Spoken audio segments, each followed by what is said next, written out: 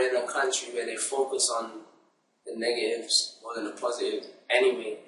But it's funny that when you come from where I come from, it's not like you need a positive story to sell you. But it's like if you do something which I would consider normal, like passing your GCSEs or passing your A-levels, it's made the highlight of your career, which is supposed to be music driven. You know, they'd rather talk about that rather than your music success, because it's such a shock that you're doing something which I would consider normal. Like, I was the only person from my school that got a whole bunch of A's and B's. You know, you see me in my hood, but I know how to articulate myself and come across like an educated person because I am. I just try and represent that, you know, it's not cool to be dumb. Like, a lot of people think like it's cool to not know anything. Knowledge is power, man. That's what I'm trying to show these people. I kind of been appointed as like the spokesman for issues amongst young people. Didn't ask for that. You know what I'm saying? I just want to make my music. The reason I made that song was because that kind of answers any question that anyone could possibly fire at me about the role model situation. I'm just living my life. If you want to look up to me, look up to me. If you don't, adios amigos. Our artists have the ability to make hits, but not the ability to identify one. You know, a lot of people, for instance, there's people in my hometown that are amazing, and they don't know it. You know what I'm saying? They're having the ability to make a song and the ability to realize when you have a hit, to believe in yourself and go with it. It's two totally different things. The ability to write a rhyme and the ability to write a song is two totally different things. Once you realize that you can actually do both and put them together and execute a song, to be put on a backstop before you even release it, that just gives you more drive and it gives you more longevity, because when it does you well, it's kind of like, you know, there you go, and it gives you room for the next one. When did I realize that I was on the next tip? That's a good question. It's kind of like when everyone started dissing me, you know, when like you got a whole wave of MCs my age and even older ones as well, kind of like, who's this guy was saying a whole lot of silly stuff. It's like, maybe I'm doing something right, you know, because no one's dissing you, you're not doing something right, you know, it's impossible to please everyone. I'm not really trying to affiliate myself with people that have no drive. So that was when.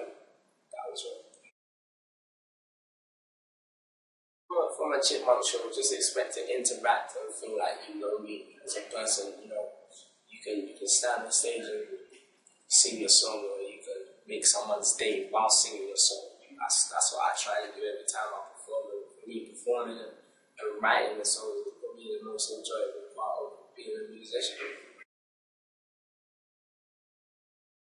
Before I was signed, my ambition was to get signed. You know, a lot of people they just think, I want a deal. But naming no names, there's a few people that have had a deal and released singles and done rice screens. You know, so it's not about having a deal. It's about what you do when you're in the deal and what you leave with when you leave the deal. You know what I'm saying? A lot of people are under the impression that if you're on a major record label, you're just gonna fly. It's not that. You know, a lot of people have been signed this past couple of months, and it should be interesting to see what people do. You know, because the advantage that me and acts like Tinchy had at the end of is that we weren't exactly polished when we signed our deal, but we had our core fan base already, which we built ourselves, that no one could take away from us because we did it. You know, us and our teams in the studio, we never had no help, we never had no big studio facilities. We had a PC, Cubase and Fruit Loops, you know what I'm saying? We were making some hits. There was an underground club that we couldn't destroy. So it's like we took ourselves from 0 to 10. But not unfortunately, but more money is more power. The bigger the machine that pushes you, the further you can go. So a record label comes and takes us from 10 to 100 because we knew how to get from 0 to 10. Unfortunately, over here, they take an act from 0, especially coming from where we come from. They don't actually realize that to get from 0 to 10, that's the hardest part. You know, building a core fan base is entirely down to the artists themselves. There's no push, there's no money. You can do a million videos. If the people just don't take to you, they won't take to you. So the notes 10 is the hardest part, 10 to 100. That's what the majors do. Good question, you know. I normally don't answer questions to do that song because every possible answer is in the song. Do you know what I'm saying? But yeah, that song was more, I didn't even want to put it on my album. That was more of my personal therapy to help me through the situation I was going through at the time. But it has been a standout track on my album, and the only place that you ever see me perform that song is on my tour. Like, you never see me at a show supporting someone or a club or anything performing that song. So people that do really like it and want to see it live, you gotta come to my tour in February. My personal top 3 hip hop albums, The Blueprint 3, the new one.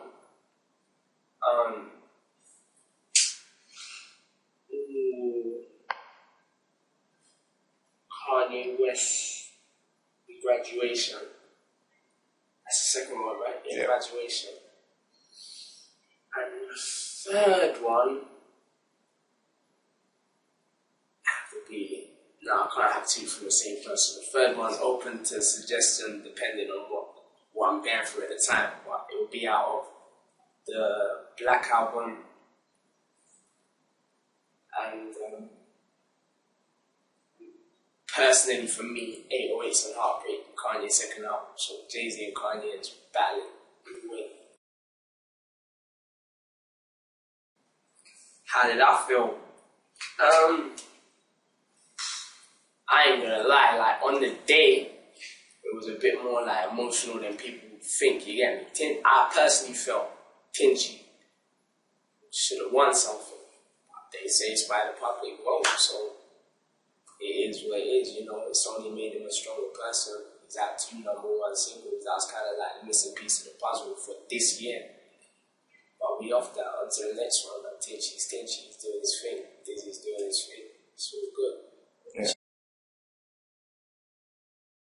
For me, how I do albums is, I don't even want to tell people my formula, but I'm comfy, you know. Music-wise, I'm cool. Like this I Am Chipmunk album, it's kind of been the benchmark for what an album should be from the UK urban artists, you know. If you listen to other albums, you listen to my one, you're going to hear the difference. I'm not saying mine is better, but you're going to hear the difference, which will be down for you to decide. So, everyone's going to try and top this one. I'm already on to the next one, musically. So I'm cool, boy. You know, I Am Chipmunk was made a long time before you heard it. You know, the only songs that came off recent was The Interval and Look For Me, which is going to be the next single. Everything else made that way they ago. So that just shows that even if I'm making my music now to come out in 2 years, go on to the next one. And finally, to like the kids out there, as you're saying, you are a role model by no choice of your own. But what would you now say for those who want to follow in your footsteps into music? What advice would you give, and what sacrifices do they have to make to get into your position? You have to make a whole load of sacrifices. You're gonna lose some friends, but get on to the next one. You know, keep pure-eyed people around you, and everyone says you can't say you can, even if in your brain you think you can't. Don't let anyone know that you have a hindrance in yourself. The easiest way to portray yourself is believing you're the best, but if you don't believe in yourself, no one else is going to believe in you.